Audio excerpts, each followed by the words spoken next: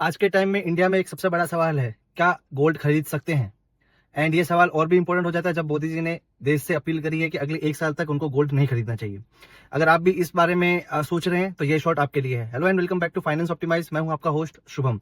हम बात कर रहे हैं मोदी जी के रिसेंट गोल्ड रिमार्क के बारे में, जहां पे उन्होंने देश से अपील करी है कि उनको 1 साल तक कोई भी गोल्ड या फिर एक्सेसिव गोल्ड खरीदने की जरूरत नहीं है।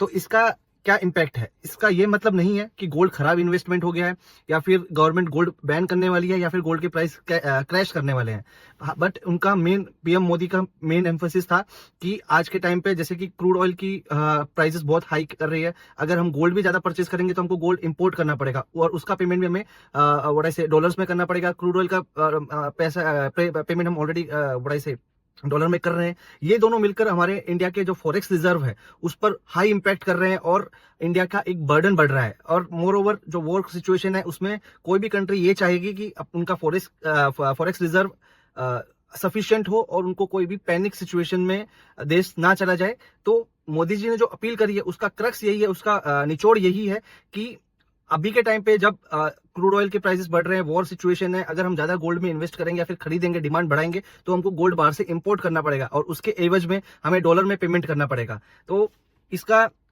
जिस तरह से मार्केट में जिस तरह से लोग रील या शॉर्ट्स बना के मिसगाइड कर रहे हैं कि गोल्ड डेड है या फिर गोल्ड आप जीरो वैल्यूएशन पे चला जाएगा, फिर गवर्नमेंट आपका गोल्ड छीन लेगी, मुझे नहीं लगता है वो बातें सच है। इनको सिर्फ एक शॉर्ट टर्म फाइनेंशियल करेक्शन या फिर फाइनेंशियल इंपैक्ट को प्रिवेंट करने के लिए एक स्ट्रेटेजी माना जा सकता है। तो आप ज्यादा पैनिक मत कीजिए और अपने डिसीजंस केयरफुली समझ के सोच के, अगर आपको अंडरस्टैंडिंग नहीं आ रही है तो कोई फाइनेंशियल एक्सपर्ट से बात करके अपने डिसीजंस लीजिए। और इसी पर एक सवाल ये भी आता है, तो हमें क्या करना चाहिए गोल्ड के बारे में? फर्स्ट, आप पैनिक में आके ना तो बाय करो ना सेल करो अपने गोल्ड को। जस्ट अंडरस्टैंड, सिचुएशन को समझो, थोड़ा मामला शांत होने दो, मार्केट कैसे रिएक्ट कर रहा है वो देखो। एंड सेकेंडली, लाइक ज्यादा फिजिकल या फिर उस तरह के फिजिकल गोल्ड बाय करने में मत जाओ कि मैं बचा के रख लेता हूँ या फिर मैं इकट्ठा करके रख लेता हूँ, वो भी शायद आपके लिए रॉन्ग हो सकता है।